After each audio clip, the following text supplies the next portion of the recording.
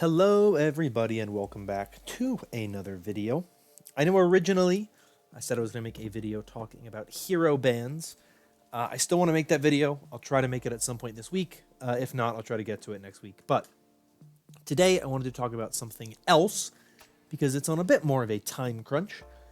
Next week, next Monday, June 15th, is the deadline for which teams must have their rosters finalized for the 2020 season of the Overwatch League.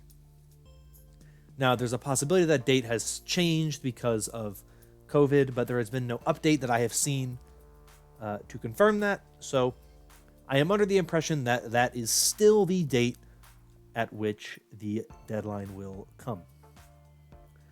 So I wanted to take today's video to kind of talk about a few things about free agency and kind of the state of the teams as we move into that deadline, as we move into the point when teams will be locked in, and how we can look at these teams in a positive or negative light, depending on what they have done.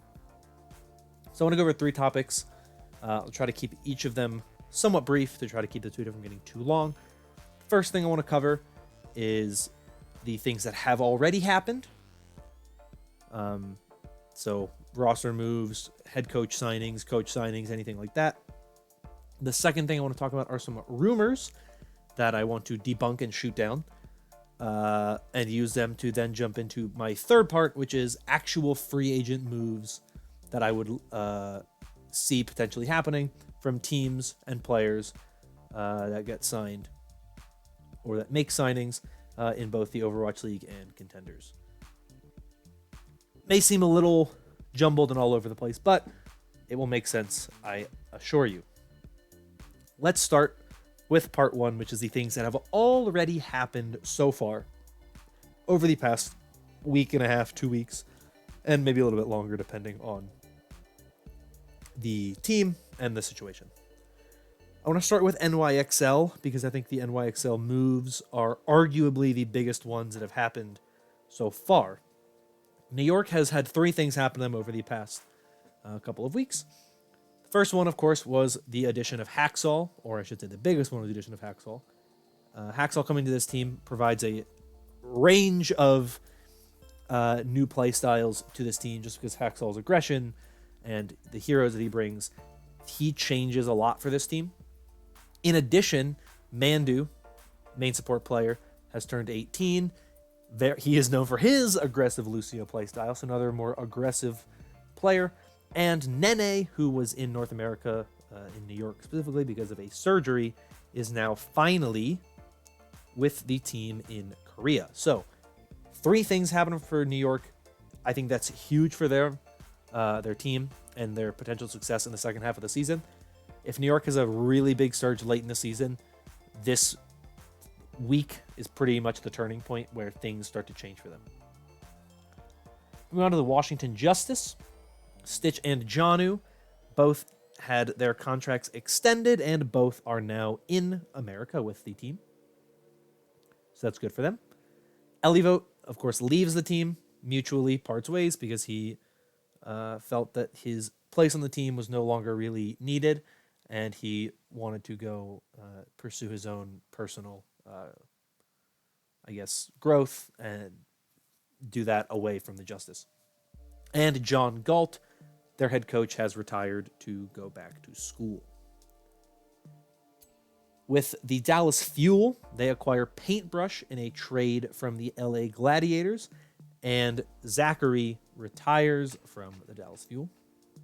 For the Paris Eternal, big thing for them is that Sparkle is now 18. Now, with Sparkle coming in, a lot of potential for this team, a lot of hope for this team. There are still some things to look into. Number 1, Exy, still no update on when he will be back with the team. And Fielder, no update when he will be able to come to North America to play with the Paris Eternal. But for now, at least, Sparkle is of age and ready to play.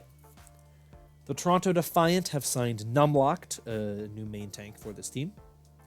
For the Florida Mayhem, Saya player has gone back to Korea for health reasons. So he is not with the team for now, but signs at least show that he is still with the team. They have not released him But that's all we know for now. For the Fusion, Hisu had a medical emergency, had to go to the hospital, but is still with the team in NA, but will probably not be playing for a little while because of his surgery that he had to get, or I don't know exactly what it was, but he had to get something. For the Hangzhou Spark, Pajian, the former coach for the Vancouver Titans, has joined the coaching staff for the Spark. So that's a positive. The negative is that Gushui, Mika, and Coldest all have to renew their visas. Don't know when that will happen, but they will eventually be back with the team. I don't know when. That's a huge blow for them, especially with Gushui. I hope that they can figure it out, and I hope that it doesn't take too long because they will need him to be able to play alongside this new Architect team, because Architect brings a lot to this team, and without Gushui, this team is not what they truly can be. So those are all the moves that have happened. Let's talk about these leaks that people are saying will happen or might happen.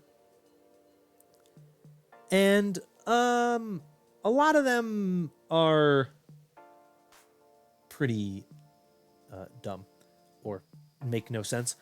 So let's talk about this first one, which comes from, I don't even know what it comes from. Some kind of Seoul Dynasty thing or something. I don't even really know. These leaks focus on the Mayhem, Fuel, and the Washington Justice. And the leak is pretty sus. The original poster said something about how Hisu would not be able to play in the June tournament. That hasn't been confirmed. It's just that he had the medical problem, so that was confirmed, but he could be playing by June tournament time. They also apparently leaked the 14-day contract of Pre's dog for the Washington Justice, so sure. And also that Elivote would leave the Justice, but I want to touch on that in a little bit. But the leak says that Sominsu and Andante will join the Florida Mayhem. Unique, a main support player formerly with Element Mystic, would join the Dallas Fuel. And that for the Washington Justice, Tuba, Elivote, and Lulsish would be leaving, and Mag, QOQ, Innovation, and Myeonbong would be joining. Now, I think this is a ridiculous leak, and I'll get into the fact that the Washington Justice Vice President actually commented on it in a bit, but from the outset, this is an absolutely absurd leak. Now, some of it is logical. Unique joining the Fuel is not a weird thing to say and to think. Sominsu and Andante joining the Mayhem is weird. Andante, not as much. Sominsu, very weird. I don't know why Sominsu would go to Florida. I don't know why Florida would want Sominsu. There's not really a reason for it. And I don't really see a world in which they decide that Sominsu is a necessary player for them to have. The visa issues wouldn't be that prominent, seeing as he played for the Vancouver Titans, so there's already a level of connection there. I don't even know what I'm trying to say. He already has a visa, so you don't have to get a new one. You just have to transfer it over. At least I think that's how it works. Same with Andante, but this is a weird one. I don't think that the Mayhem will be signing either of them. Unique joining the Dallas Fuel could happen from Element Mystic. They need a main support player. They did just add Paintbrush, but it is possible that Paintbrush is a temporary move as they try to get Unique into America with sorting out his visa issues. There's a number of people from Element Mystic on this Dallas Fuel roster from Doha to at least one member of the coaching staff. So that's an interesting one to look at. That one could happen, but I don't think it'll be announced anytime soon because I don't think Unique will actually be able to get to North America anytime soon, and that's probably why there's a bit of an issue. But with the Justice, I think this is where the leak really, really, really loses its credibility. By saying that Tuba, Elivote, and Lulsish are all leaving, you're implying, one, that the Justice actually get rid of Tuba, which I don't see why they would. Even if Tuba's not having a great season, I don't see them getting rid of him. You're also implying that they would announce Elivote and Lulsish leaving the team separately, which makes no sense. And in addition to that, Elivote wasn't released from the team. They mutually parted ways. Elivote and Washington agreed that Elivote would leave the team. Elivote wanted to leave the team, so the Washington Justice let him leave the team. Lulsish was not announced to have left the team. He seemingly has not asked for permission to leave the team, and there's no reason why they would announce Elivote and Lulsish leaving separately, because it makes no sense to do so. And you're also assuming with the additions that the Boston Uprising would trade Myeonbong to anybody. Yeah, Boston's a weird organization, but they're not going to trade Myeonbong. Boston knows where their value is in terms of players on this roster. And I think after Stryker was traded to the Shock and, you know, some moves like that, you maybe question like what actually happened, but I don't see why Boston, who is improving as a team, would trade arguably their best player when they could just in the future build around Myeonbong and like a roster that works for him. So there's no reason why they would do that. And if they were to bring in Mag, QOQ, and Innovation, one, why would they bring in QOQ when they already have Janu? Two, if they were to bring in Mag or Innovation or QOQ, they'd have to get all those players on visas, which is almost impossible at this point.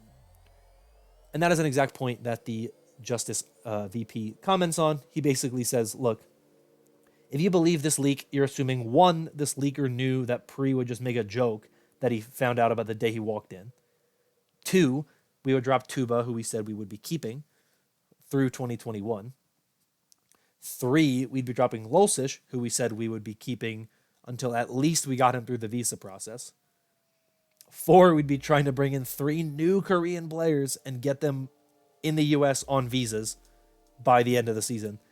And 5, you'd be thinking we'd actually be able to acquire a flex support on a team that is performing well now and is doing better as the season has progressed.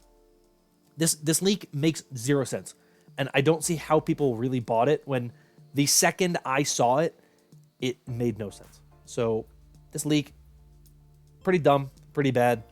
I don't know why it got so popular, but it did.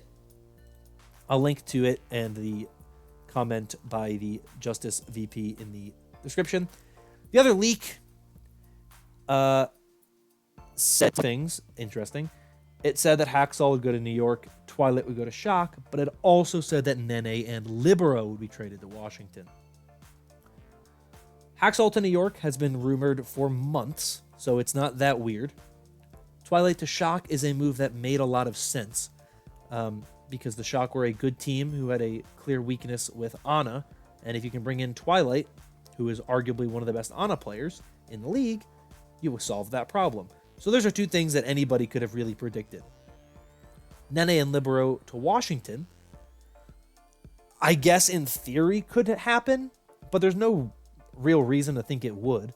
One, New York has struggled recently because they haven't had Nene able to play with them, so why would they trade him away when they haven't looked that good without him? And 2, Nene did just return to Korea. Now, this leak is from 21 days ago, or longer than that by now.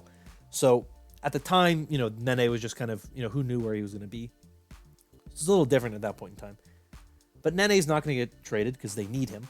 And Libero probably isn't going to get traded because he's really good. And if they wanted to trade him, they would have done so already. I don't see Libero getting traded. It's possible, but I don't see why they would trade him when they can have Libero and Hacksaw, and both of them will get playtime because they play different things and they have different styles and there's different reasons to run them and different ways to run them. I don't see them making any moves. So if these moves aren't happening, what types of moves could happen? Because there are some teams that do or should add some players. And one of those teams is the Washington Justice. They might not be able to acquire some of these players from the Overwatch League, like Myeonbong, you know, like Nene, like Libero. But there are still moves that they can make and should potentially try to make.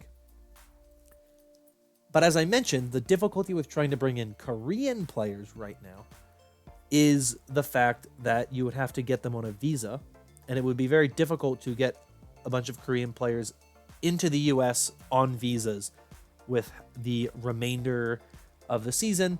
Seemingly, you know, there's only about 2, maybe 2.5 months, maybe 3 months left in the season. And we've seen some players like Lulsish who have had visa issues for, 6 months. So it's not unreasonable to say that bringing in players from Korea who don't already have visas is pretty unrealistic. So players like Mag and QOQ and Innovation probably can't come onto Overwatch League teams yet because of that. Now, I do think that Mag will be on a team by next season. QOQ might be on a team by next season as well. I think Unique is definitely joining an Overwatch League team. The fact that he hasn't been on the team since the end of April means that he probably got signed a while ago, or they made the negotiation to sign him a while ago, but because he hasn't actually been able to come join the team that he's joining yet, they haven't announced it yet. The rumors point to it being Dallas. Other than that rumor, there was also a moment on stream where he basically said he was going to Dallas. But then he was like, oh, no, I'm not actually going to Dallas. But it could be happening there with Unique. But most likely, if you are a team of all Korean players, you're going to have to look to either trade for a player or find a player who already had been on the Overwatch League or on an Overwatch League roster for 2020 and acquire them because they're a free agent now. The obvious players being Somin Soo and Fissure and Jaehong, all from the Vancouver Titans. If you're the Washington Justice and you need to bring in a main tank, which is what I think they do need, Fissure makes a lot of sense. He played alongside Janu for some time now because they were on the Vancouver Titans together. Played with Stitch. It would make sense. It would be a logical move to bring him in if they wanted to bring in a new main tank. I don't know if they will. I think Fissure would be a good move for them to make. But do they want to make it is the question. The other thing to look at that is notable is what types of teams really need players. And most of the all-Korean rosters aren't really in desperate need for players.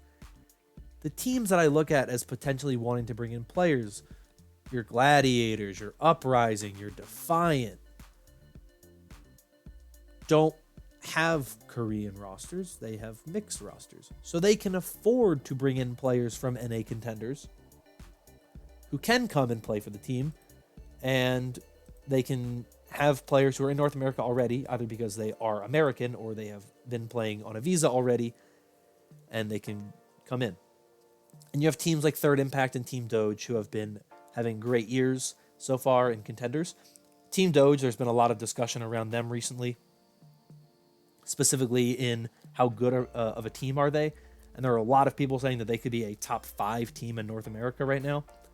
Not every player on Team Doge is old enough to be in the Overwatch League. OG is 16, so he can't join. And the Third Impact, I believe, is one player who is 17 who can't join either. But he would be turning 18 by the end of this year, and he's not even technically on Third Impact. He is on loan from Revival. So there's a lot of places to look in North America, and there's also players on teams other than Third Impact and Team Doge that you could bring in as well to sign if you wanted to look there. Tons of teams in North America to look at, but for the most part, I'd say the teams that should be looking into players, like I said, the Boston Uprising, the LA Gladiators potentially, LA Valiant possibly, Toronto Defiant, I may have said them twice, maybe even a team like the Vancouver Titans looking to add more talent. Most of these teams can look and will likely look in North America at players like Tayo, who is on Third Impact. He would be the first Japanese player in the league if he joined.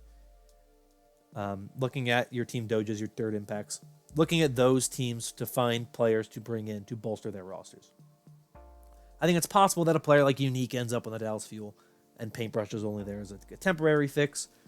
Those types of things are 100% possible, but I don't expect a ton of moves to happen between now and next Monday because there isn't really a lot that a number of teams can do. If you have an all-Korean roster, you don't really have anything you can do at this point. There isn't enough, there's not enough time to get players in from Korea on visas.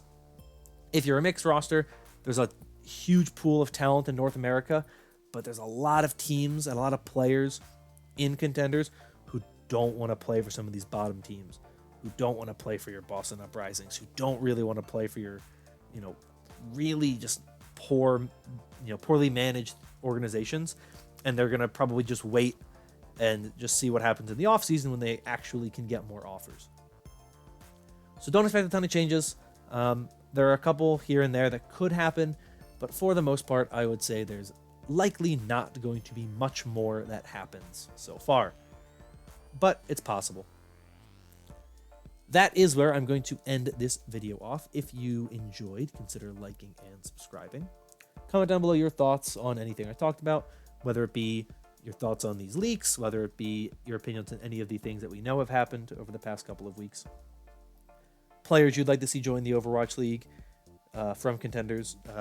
I would love to see Mag join, but I don't think it's realistically possible. I hope Kaiser eventually gets a contract. He's been around for a long time. He deserves it. He just won Korean Contenders with O2 Blast, so I'd love to see him find his way onto an Overwatch League team. And there's a bunch of players, like I said, Tayo is a player I'd love to see get in the Overwatch League. When OG is old enough, I'd see him on the Overwatch League stage. So let me know anything, teams you want to see make players you want to see signed. I'd love to hear from you in the comments down below. But that is all I have for you today. If you enjoyed, consider liking and subscribing. Hope you're all staying safe and hope you're all staying healthy. And I will see you all in the next video.